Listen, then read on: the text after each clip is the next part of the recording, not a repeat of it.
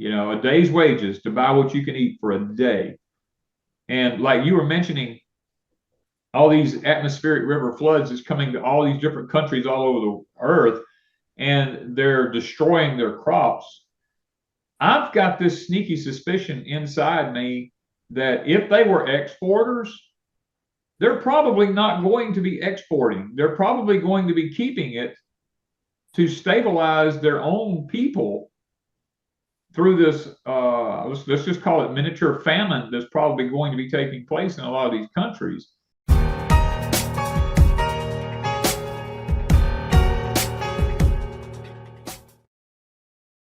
Guess who is here? Danny King, Deep South Homestead. We talked a few years back about these changes that were coming in, and we're giving some analysis of the intensification that once it hits this point, food production will be so disrupted that governments will only be in a response mode.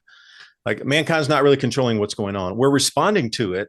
And you can see how governments are responding to it. They're very sloppy the way they're pushing all these, I guess, this net of control over humanity in a response to what will be shortages of food. And right now, it's so in your face that it's so sloppy the way they're doing it at like a breakneck speed. Like, there seems to be some sort of benchmark or year that they need to have all this completed by, because they realize that rollover point will be there. And after that point, there's no more preparation time. That is just actuation and response time to the populace when they become angry. No jobs, little money, or whatever this whole AI revolution takes us into, plus the extremes in weather. So that's what we wanted to talk about today. Before, when things were gentle, for a better term, when you'd only get 2 or 3 months worth of rain in a few hours versus a year's worth of rain in a few hours. This is kind of step up since we first started talking. We get a couple months of rain, and now we're getting a year's worth of rain in the same amount of time. So the projections are that we would get 10 years worth of rain or 5 years worth of rain in a single day.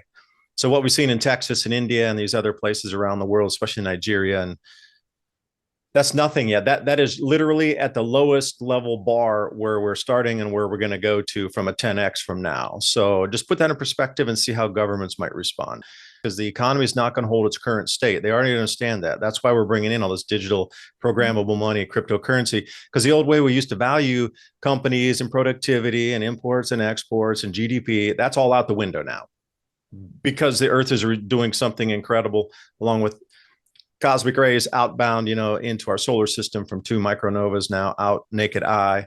There's just an enormous amount going on, cyclical, and we're here to talk about it. So Danny, thank you for joining me. And yeah, I was that when David and I were talking, I was telling David, I said, look, I've kind of taken the largest part of my focus right now off of what's going on in the government, I guess, per se, simply because that's totally out of my control. I have nothing, there's nothing I can do about it. And I really believe that what they're doing is not really going to have that much of an effect on what's coming. It's basically what they're doing is focusing on what's going to benefit them the most in the long run. I'm trying to now focus on what's going to affect me and my family as individuals and as a group here on our homestead. And what that encompasses now is, believe it or not, is the solar system, weather related events. And we have seen this. If you watch I don't watch the news. I will say that I do not watch the news, but they do show some events that are taking place on the earth. Now, we're not just focused on the United States here. I think David and I are pretty much on the same page on this. This is global, what we're seeing now. Everything that's happening has to do with the atmosphere that's around us. We're seeing atmospheric rivers actually being unleashed all over the earth. I mean, we're looking in other countries how that they get a year's worth of rainfall in just a matter of a couple of hours. And I was privy to sitting and listening to an individual in a seminar actually explain how these atmospheric rivers actually take place. And it's amazing as to what goes on during this. And man plays no part in this. We want to sit back and say, oh, we want to blame it on cloud seeding, and we want to, and believe me, cloud seeding, there is some truth to this, but cloud seeding can only go, according to these gentlemen, can only go maybe 9%, at 10% at the most, as far as moisture creation. The obvious question, are you on shrooms?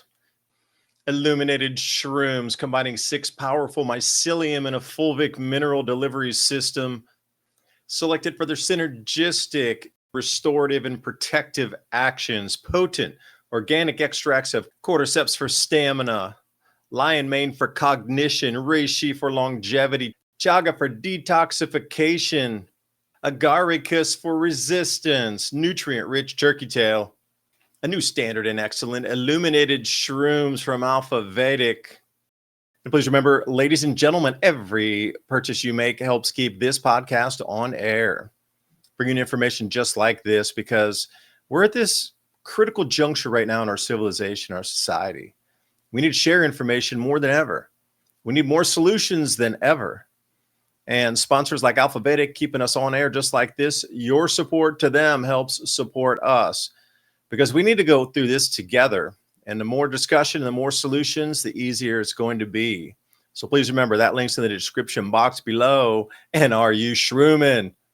It can't cause an atmospheric river at this point. And I know during the Vietnam era, the United States military said they wanted to be able to control the weather by 2025, so that maybe we didn't have to go into battle into a place. We could control the weather. We could either flood somebody out, we could starve them out through drought, we could do all these kind of things with the weather.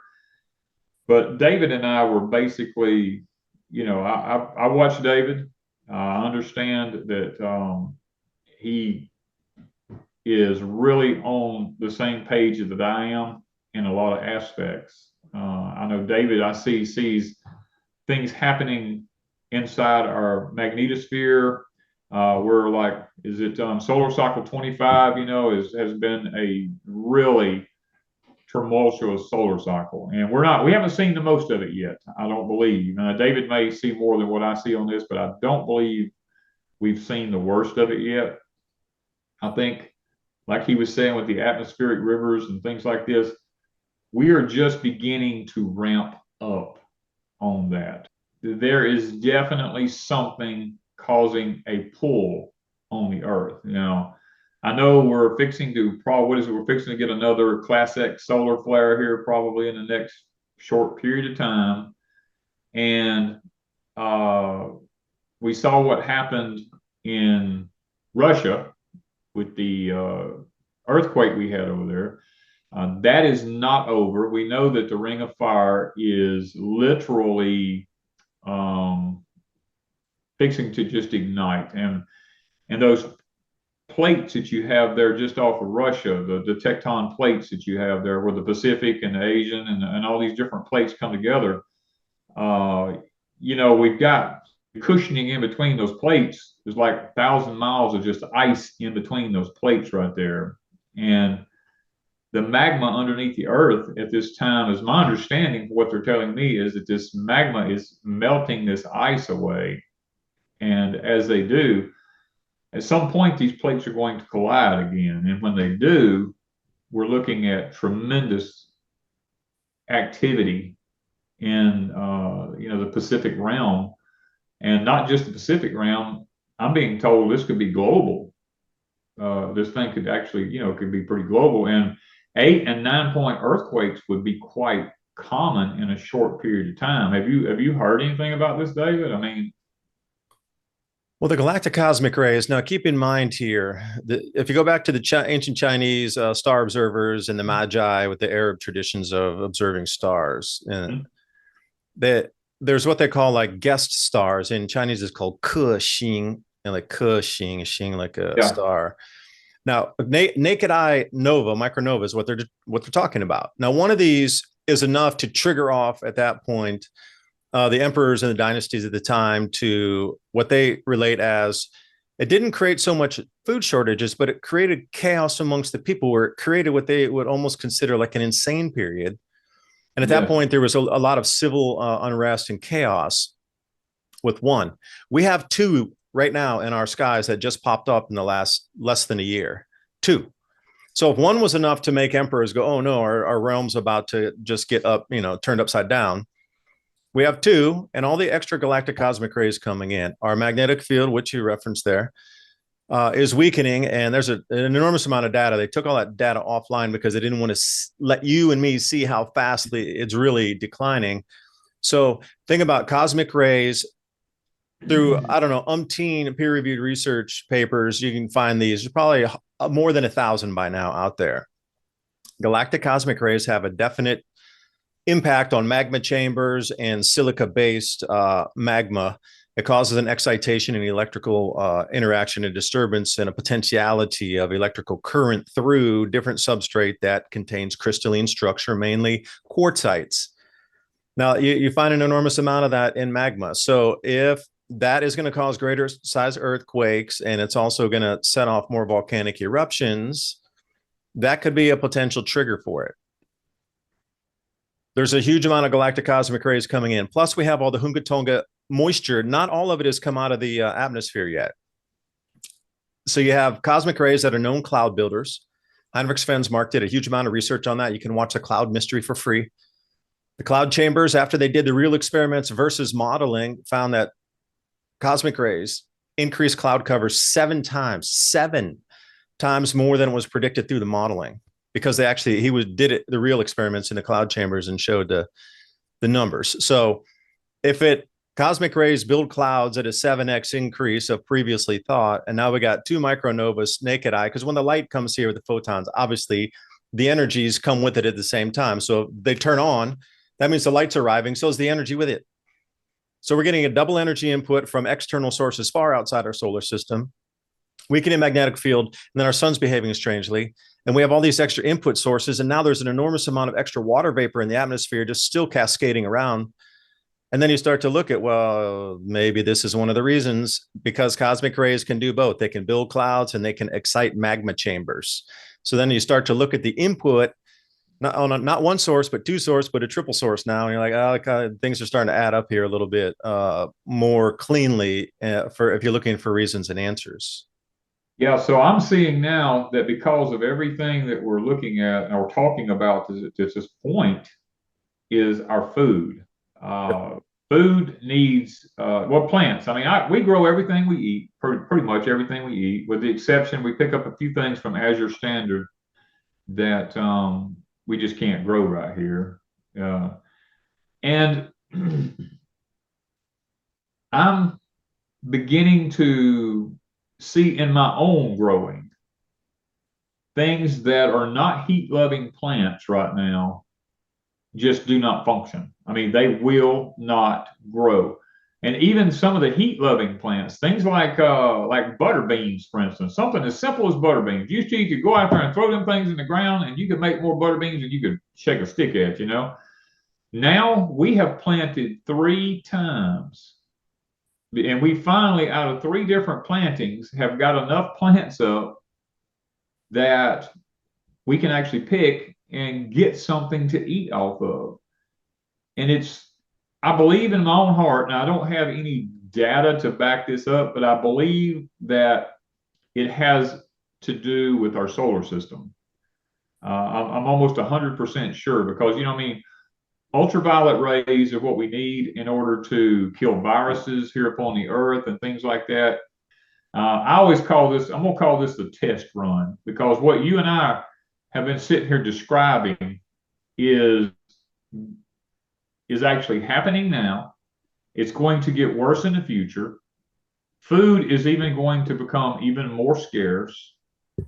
And as food becomes scarce, now, because of let's just call it the run that they did in 2020 on mankind, they now know how people will react when they can't get what they need and they get scared.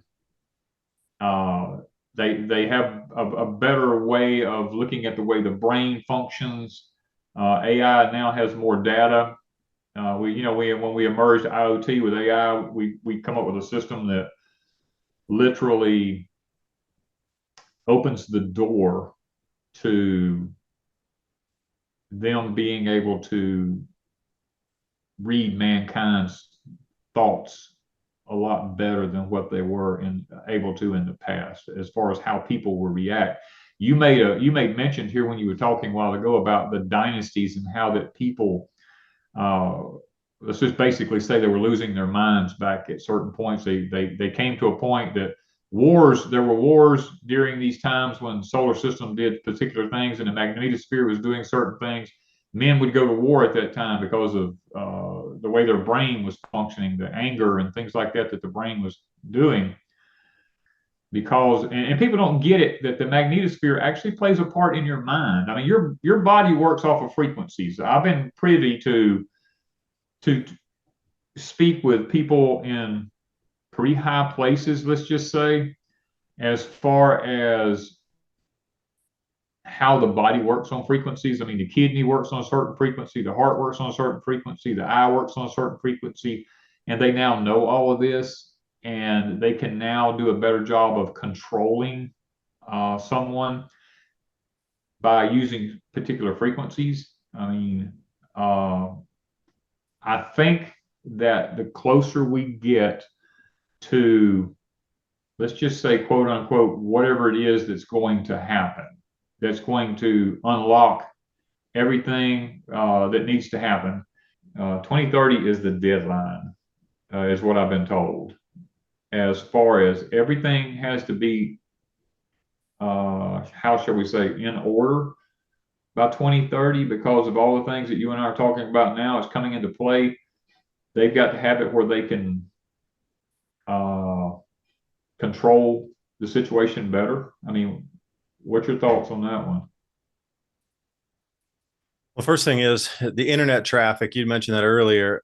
You understand 51% of all internet traffic right now is bots. It's not even human driven. So half Yes. of what you're finding on the internet is not even human creation. It's AI and agent bot creations of, and now the technology is so good that there's more data being created. Like say in the last week when new digitization platforms come out for creating video off still imagery, they just don't even know really what is true or what not true anymore. Well, to the point where natural disasters are being reported by thousands of people online, that's different than a piece of news comes on and it gets picked up by the news feeds and run and spread around.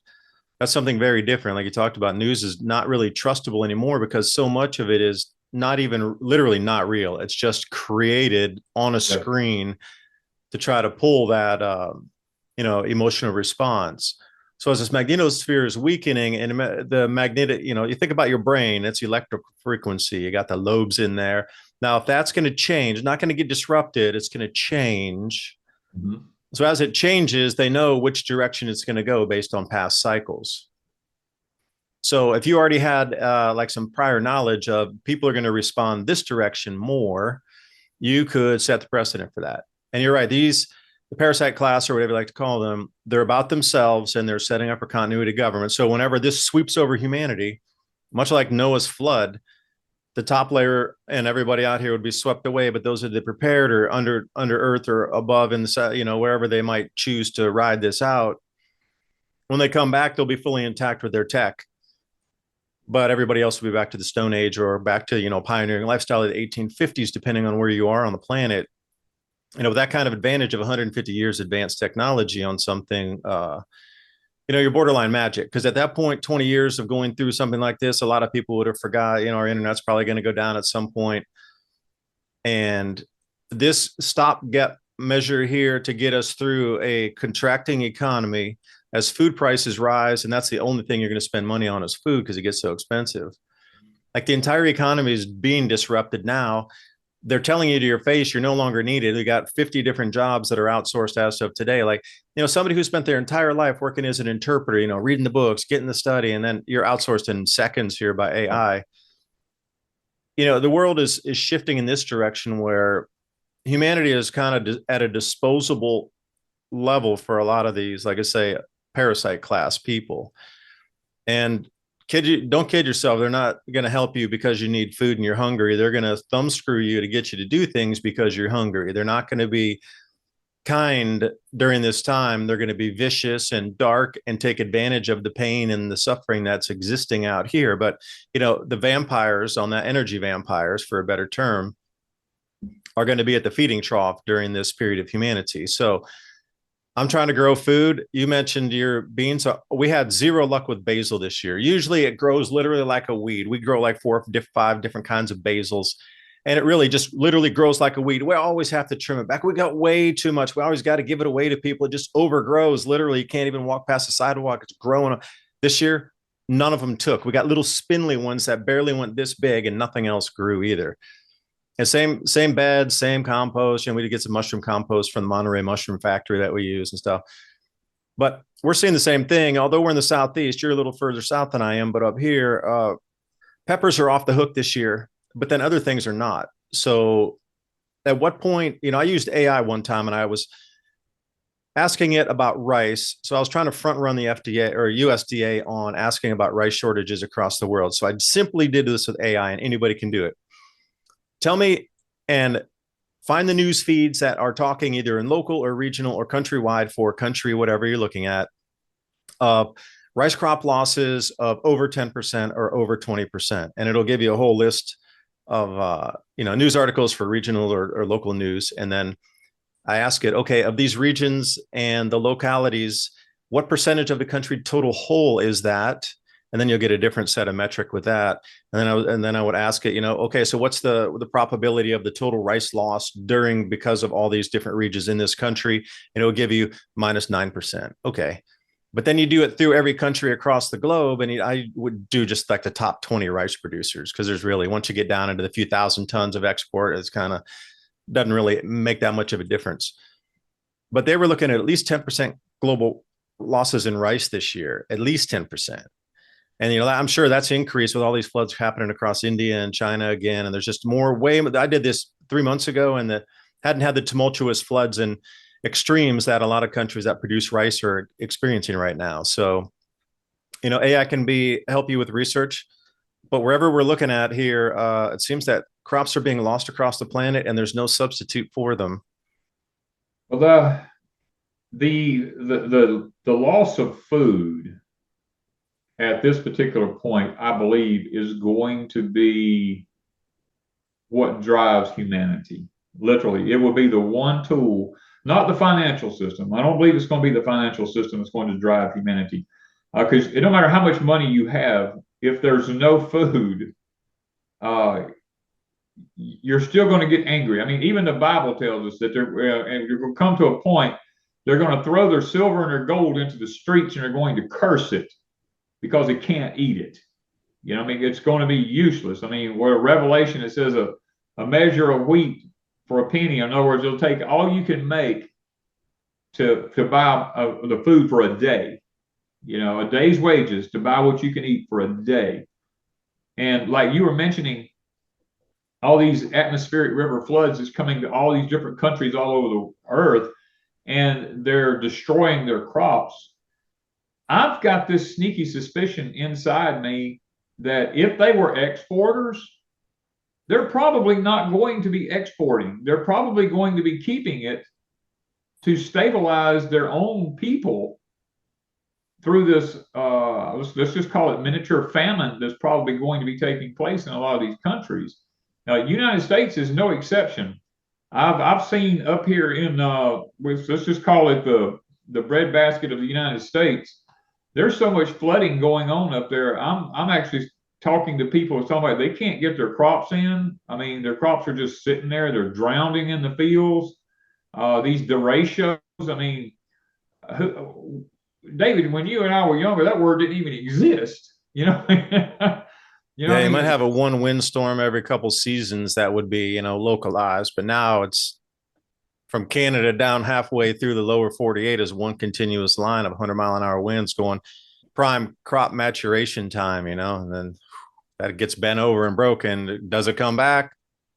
No, it doesn't come back. And then not only that, they've begun to name the winter storms. That's something we used to never hear when we were younger. And when I say younger, I'm talking 15, 20 years ago, maybe, these things just did not happen. Literally, I mean, and I'm even being told at this point that hurricanes are fixed to be changed over to hypercanes because the way that the ocean current and temperature of the ocean is heating up. These storms, when they blow up out there, they're just going to become beyond control because of the ocean temperatures. And that's, what is that, the magma running, on the bottom of the ocean floors. I mean, we actually had, I saw how to word this. Let me just put it this way. I saw something over where the earthquake happened in Russia. There were creatures, let's just use the word creatures, that came from deep, deep, deep into the ocean, that came all the way to the surface, literally, because deep down under the ocean where they live at a certain temperature, the ocean heated up down there to the point where these creatures they come to the surface, trying to get away from the heat. Things that we've never seen these kind of creatures before. There's things down there that stays down there. It doesn't come to the surface very often. And I believe that with what's going on with the atmosphere, the food, you mentioned the Noah's flood a while ago. A thought popped into my head as you said that. The Bible says they knew not till it took them away. Now, that phrase right there, it wasn't that they didn't know, because they were told constantly by Noah and others that it was going to flood. They saw him building an ark. It was a simple fact. They did not believe that it would happen. And I think, David, that's where we're at today, is people just honestly think we're too big to fail. They think all the food comes from the grocery stores. They don't take one thought of weather-related events, how that plays into food, into farming. I mean, that's the way I see it. I mean, I could be 100% wrong, but I don't think I am. Well, I saw some people that were comparing food prices from 4 years ago, because they went back in and they bought something like a sparkly water called Bubbly, and it comes in a 10-pack. And they're like, I can't believe the price on that. So they went back and they looked at some of their older orders that they'd done some online ordering, and they found pretty much the same items that they'd bought, and they added it all up. So think about that same price rise again in another 2 to 3 years. I mean, we're already at the edge of people complaining and getting, shoplifting in stores is becoming a thing. Mm-hmm. And really, can you blame somebody who's hungry for shoplifting food? There's borderline there. It just depends if they have the money or not. But can you blame somebody for stealing food to feed their kids? We're at that point already. So as it gets higher and things go higher in price, and there's more jobs taken away by AI, and people, can't exist on the system that we're given is government handouts to people or assistance. At some point, they're going to have to go to buying bulk foods only and preparing home cooked meals. But once that runs its gamut also, and those, big bins of whatever kind of grain you would buy by the pound in the bags, once that starts to go low too, I'm still very sure that a lot of this track and trace digital programmable money is tied to digital rationing cards inbound. And perhaps your score will also determine the quality of the food you're allowed to purchase. Because I know I was watching this just insane machinery review of, there's a weed killer robot that can go out into a field. It can catalog 4 million different individual stalks of a field in a 1 acre, or was it 1.5? Maybe it was 1 hectare. They cataloged all 4 million of the stalks of the plants were coming up, and they had graded it into poor, good, very good, and excellent quality, because the range of quality within the field itself. And then it zapped all the weeds with lasers and killed all the weeds as it was going through. So think about that for a second. And then what if your social credit scores, and then that they earmark the poor quality of the field for you because your score is lower. Because we're at the point right now where if you, let's just call it an acre instead of a hectare, but they're able to go within that acre and move that in different ranges of the quality of the, let's say, wheat in that field. So would they not divide it in? And also when we come up to autonomous harvesting, perhaps the technology is there and the running cost will be there where they can go in and pluck out all the very good or excellent quality first on an individual basis, where they're, I know they've been working on this type of technology to go in and spread harvest depending on the quality, where they'll rip through a field and pull all the good stuff out. Then they'll go through and get the good stuff out. Then they'll finally machine or mechanical harvest the bad food at the end. So who determines who gets that quality of the best foods then? This is where that, the marks come in. If you don't accept the mark of the beast, then what type of food do you think you'll be allowed to purchase? If you're not going to even interact in the system, do you think they're going to give you something quality out of the system? That's another thing to think about, pulling back and not spending money, or versus what you're allowed to purchase if food gets lean, and what types of quality of it. And that's where my whole research has been going down, how they can determine levels of quality now in a field, and then the harvesting that they're trying to do with AI out of that. So this is the whole next chapter of food production, is that in itself.